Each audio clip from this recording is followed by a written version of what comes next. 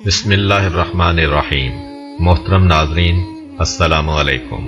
حضرت داؤد علیہ السلام کے زمانے میں ایک نادار و بے نوا خاتون تھی۔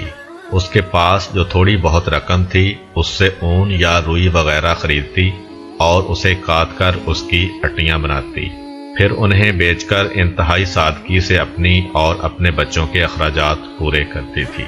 ایک دن وہ سوت کاٹ کر اس کی اٹیاں بنا کر بازار میں بیچنے کے لیے سر پر رکھے جا رہی تھی کہ اچانک تیزی سے ایک کوا آیا اور ایک اٹی اٹھا کر لے گیا۔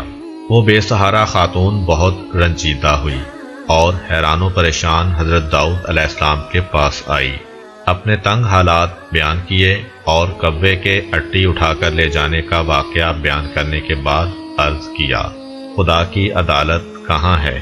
حضرت داؤد علیہ السلام نے اس سے فرمایا، ادھر بیٹھ جاؤ تاکہ تمہارے بارے میں فیصلہ کروں۔ ایک طرف یہ واقعہ پیش آیا اور دوسری طرف یہ ہوا کہ کچھ لوگ کشتی کے ذریعے دریا عبور کر رہے تھے۔ ان کی کشتی میں سوراخ ہو گیا اور پانی داخل ہو جانے سے کشتی کے ڈوبنے کا خطرہ تھا۔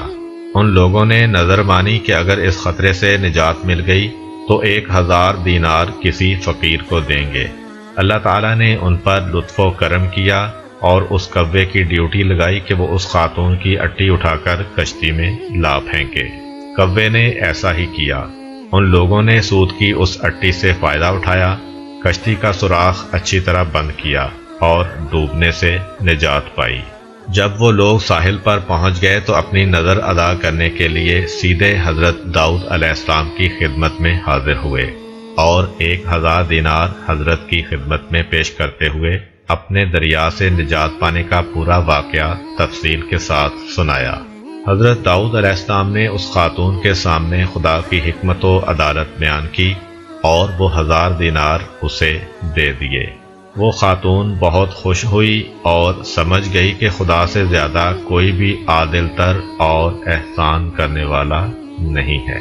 حضرت داؤد علیہ السلام کے زمانے میں ایک شہوت پرست شخص لگاتار ایک خاتون کے پاس جاتا اور اسے منافی عفت کام کرنے پر مجبور کرتا تھا۔ اللہ تعالیٰ نے اس خاتون کے دل میں ایک بات ڈالی کہ اس شہوت پرست شخص سے کہے کہ تو جب بھی میرے پاس آتا ہے اس وقت ایک اجنبی شخص تیری بیوی کے پاس جاتا ہے۔ اس خاتون نے یہ بات اس شخص سے کہی تو وہ فوراً دوڑا دوڑا اپنے گھر گیا اور کیا دیکھا کہ ایک اجنبی اس کی بیوی کے ساتھ ہم بستر ہے۔ یہ ماجرا دیکھ کر وہ بہت پریشان ہوا، اس شخص کو پکڑا اور حضرت داؤد علیہ السلام کے پاس لے جا کر کہا، اے اللہ کے پیغمبر، میرے اوپر ایک ایسی مصیبت آئی ہے کہ جو آج تک کسی پر نہ آئی ہوگی۔ حضرت داؤد علیہ السلام نے پوچھا، وہ کون سی مصیبت ہے؟ شہوت پرست مرد نے کہا، یہ شخص میری عدم موجودگی میں میرے گھر آیا ہے اور میری بیوی سے زنا کیا ہے۔ اللہ تعالیٰ نے حضرت داؤد علیہ السلام پر وحی نازل کی کہ اس مرد سے کہو، کما تدینو تدانو، جیسا کرو گے ویسا بھرو گے۔ ایک دن حضرت داؤد علیہ السلام گھر میں بیٹھے ہوئے تھے۔ آپ علیہ السلام کے پاس ایک فقیر اور پریشان حال نوجوان بھی بیٹھا ہوا تھا۔ یہ جوان حضرت داؤد علیہ السلام کے پاس بہت زیادہ آتا جاتا تھا اور بہت خاموش طبع تھا۔ ایک دن حضرت اسرائیل علیہ السلام جناب داؤد علیہ السلام کے پاس آئے اور گہری نگاہوں سے اس جوان کو دیکھا۔ جناب داؤد علیہ السلام نے حضرت اسرائیل علیہ السلام سے کہا، اس جوان کو کیوں دیکھ رہے ہیں؟ حضرت اسرائیل علیہ السلام نے کہا، ہاں، مجھے حکم ہوا ہے کہ میں اس ہفتے کے آخر میں اس جوان کی روح قبض کر لوں۔ حضرت داؤد علیہ السلام کے دل میں اس جوان کے لیے تڑپ پیدا ہوئی اور اس سے کہا، اے جوان، کیا تمہاری بیوی ہے؟ جوان نے کہا، نہیں، ابھی تک میں نے شادی نہیں کی ہے۔ حضرت داؤد علیہ السلام نے اس جوان سے فرمایا، فلاں شخص جو بنی اسرائیل کا مشہور و معروف اور بزرگ فرد ہے کے پاس جاؤ اور اس سے کہو کہ داؤد علیہ السلام تمہیں حکم دے رہے ہیں کہ اپنی بیٹی کو میری زوجہ بنا دو، پھر اس کے ساتھ شادی کرنے کے بعد رات کو اس کے پاس رہو۔ تمہارے زندگی بھر کے جتنے بھی اخراجات ہیں یہاں سے اٹھا کر لیتے جاؤ، البتہ 7 دن بعد دوبارہ میرے پاس آنا۔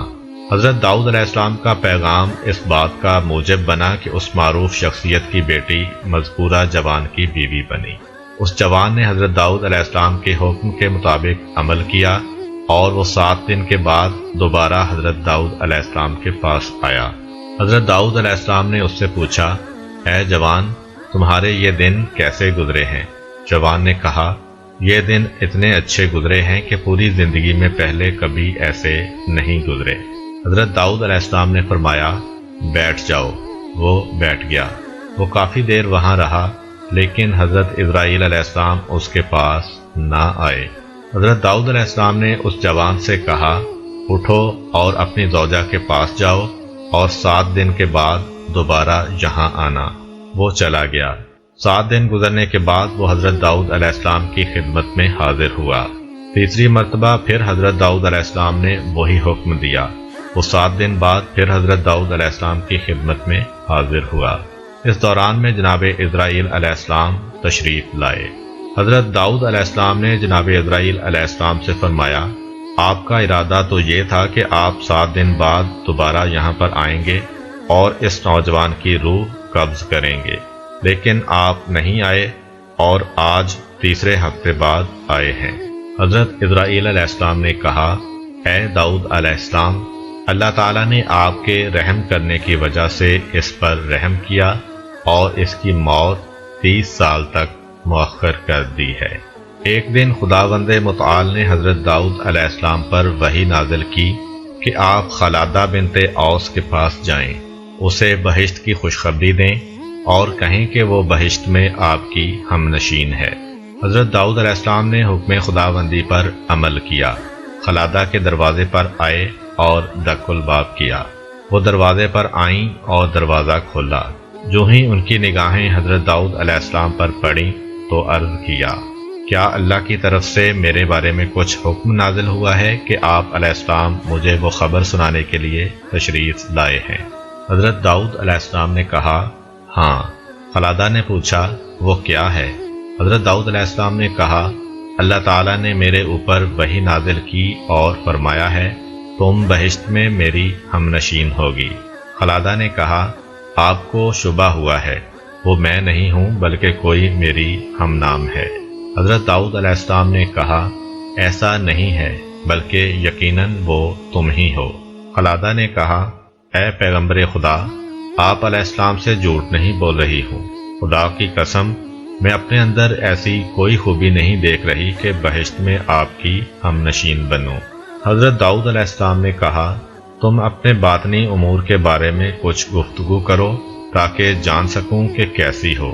خلادہ نے کہا، میں ایک ایسی حالت کی مالکہ ہوں کہ مجھے جو بھی دکھ تکلیف ہو، خواہ نقصان ہو یا کوئی حاجت یا بھوک پیاس، میں نے کبھی اس کے رفع کرنے کے لیے خدا سے نہیں کہا، یہاں تک کہ وہ ذات خود ہی اسے رفع کر دیتی ہے، یعنی میں وہی پسند کرتی ہوں جو میرا محبوب پسند کرتا ہے، اور نہ ہی خدا سے میں ان مشکلات اور نقصانات کے عوض کچھ مانگتی ہوں، بلکہ ہمیشہ اس کا شکر بجا لاتی ہوں۔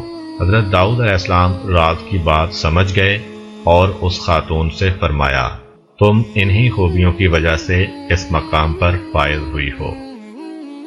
اگر آپ کو ہماری ویڈیو اچھی لگی ہے تو ویڈیو کو لائک کریں اور مزید اس طرح کی ویڈیوز دیکھنے کے لیے ہمارا چینل سبسکرائب کر لیں۔ ملتے ہیں نیکسٹ ویڈیو میں، اجازت دیجیے، اللہ حافظ۔